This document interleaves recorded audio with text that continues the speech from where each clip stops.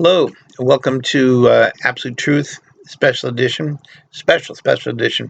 I've had a lot of people recently ask me to go ahead and come up with some predictions. Frankly, I'm not really a predictable kind of guy, but I will say this. There are certain things that need to be, shall we say, aired out now that we're in the year 2000.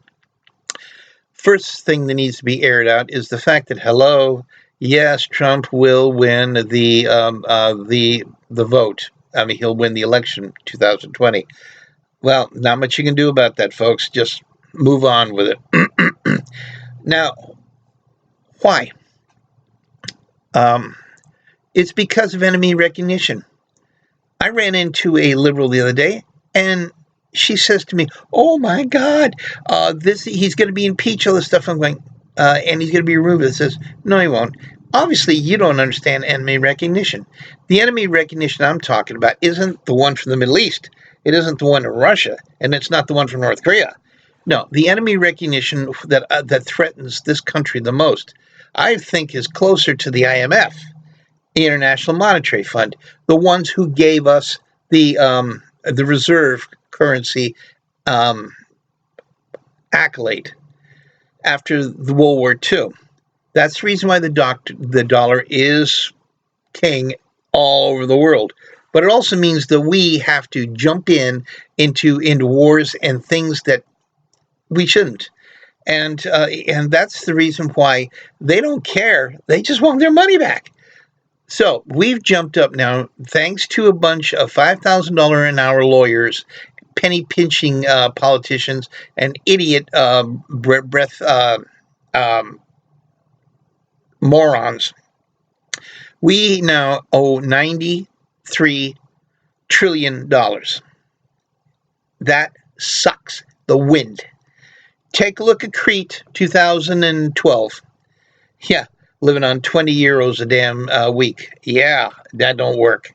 You take a look at at Greece. Yeah, that don't work. So the next, and I told her this. I said, so I don't care about what Trump thinks, but I do care about the fact that I will not go dumpster diving because you don't like Trump. Okay, that's what I told her. And I refuse to be homeless because they want to kill the dollar. Now, no one has addressed that. Oh, hell no, we can't address that because they got George Soros covering their butt until that time when the boys at Davros say, hey, guess what? You owe us, and we're going to take it. Like they did with, like tried to do with Brexit and the other stuff. Yeah, haha. No, we don't need that aggravation, ladies and gentlemen. Now, getting off that kick, I will say this. You guys want to impeach him. I can guarantee you there will be no impeachment. They got nothing except a preamble. It says Donald Trump impeachment. Guess what? There's nothing there. No crime. Without a crime, you can't have impeachment. That's that simple. I mean, these guys need to go back to frickin' school, or they need to start paying the taxpayers for letting them stay there and eat on their dime. That's what they need to do. Now, that's what really bothers the hell out of me. And maybe it should bother the hell out of you because it's your money. Okay?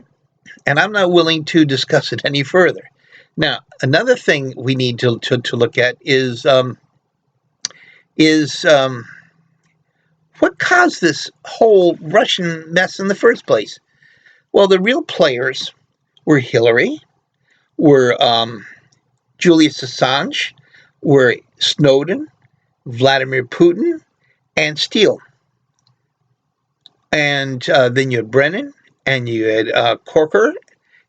These people formulated this Hindenburg of lies to distract the hell out of us and try to hit Donald Trump over the head.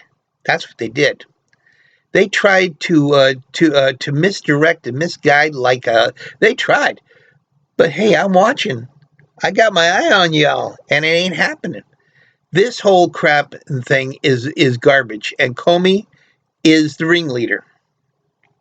This whole thing with the FISA report, I got a little news for you. It's all garbage. It's all PO'd. And the judge who let this go and who still lets it go, I think he's in collusion with it too. Because if I was a judge, I would be asking for everybody's head in this. Not just Barr doing that. I would ask for everyone's head. I'd say, guess what? You all going to jail. I don't give a hell. You wrote it, you printed it, go to jail. Go to prison. You lied, go to prison. That's it. Now then, what I would do is this, is that, okay, now you got Hillary. Now you got Hillary. She sells out all this stuff, new radioactive stuff to Vlad. Vlad goes ahead, must been some kind of a bad deal going on there because Vlad's all PO'd off with her. But Julius Assange also has to deal with it too, to get away with what he got away with Snowden, giving all that stuff to the Russians, and so he got his black hat man, top hacker, to go into Podesta's files and grab it. Now, we all know that Bobo, you remember her, who was in charge of the debates and everything, she was feeding information to Hillary through that so-called web link on Podesta's home computer. And we all know what was going on. I mean, do I look stupid to you? We all know about the Steele report. We all know that at the end of the election, Vlad came out and says, "I don't believe that actually worked. I can't believe it." And then we also know that the Democrats were not as clean as they say they were. We have a woman out there in Wichita and Iowa who was going around in 5 states voting for Hillary, which is highly illegal. Yet, and then they got the motor voter going all over the place, digging up dead people and voting for them. There was no way old Vlad could come over here and nigger rig our deal. There's no way. No, that ain't gonna happen. No, this is all about a big lie. So enough of that crap. Now let's get on with corporate. Okay, you had Boeing. Now Boeing here is trying to is trying to fix the 737 Max. My advice is no. My advice to the Boeing chairmans and to Boeing itself is this: you can find somebody better than the one who was in there. You can find somebody who knows what he's doing, who loves that airplane, and will make it better. You don't need some paperized, overeducated idiot. You just need somebody who gives a damn. You need somebody who will work for $2 million to fix that plane. And you need somebody who will sit down and will sit down with a real mechanic and pull that flight director out and fix it and get rid of the software that's in it and put in TCAS instead of MCAS. And then you got yourself what you want.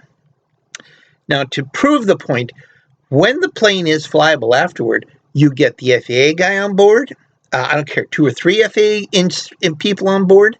You get the guy who, the one I was talking about, the $2 million exec. You put him on board, and you go ahead and you fly that plane around the world. You go to the Ethiopians, and you fly that plane with the Ethiopian pilots, so they understand that this is not the same plane. You go to Malaysia, fly it, so they understand that this is not the same plane. Then you fly it back, and if you have to tear it apart and diagnose every little thing, then you do that. And I guarantee you, get that plane the hell off and flying. If you have to pull every flight director, you do it. But you start it up and you get it going.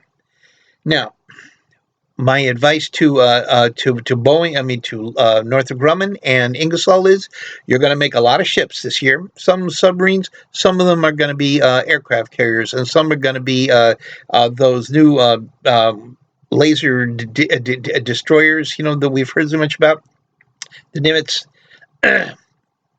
You're also going to be making newer kinds of armaments, which will be smarter. Especially, I look forward to the rods from God, because I guarantee you, dropping something from space is very exciting. Very exciting.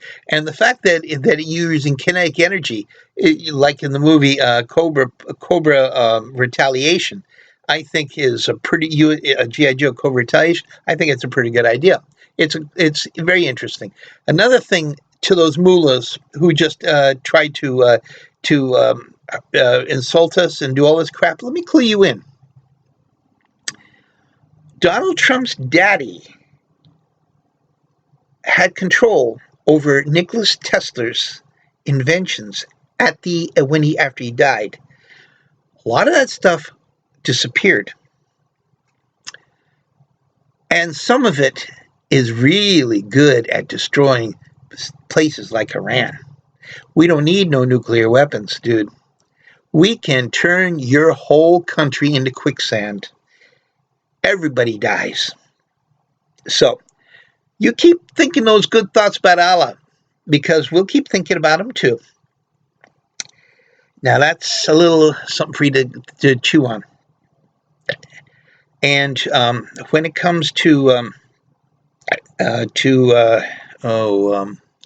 when it comes to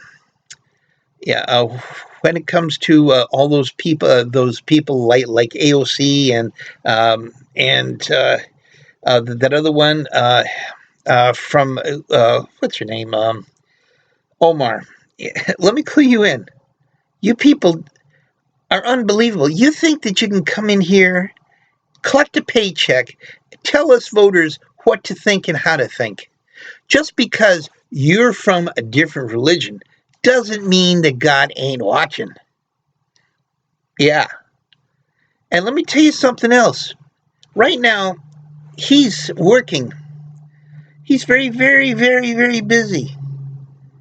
He can't come to the phone right now, but I guarantee you, when he does, you won't like it.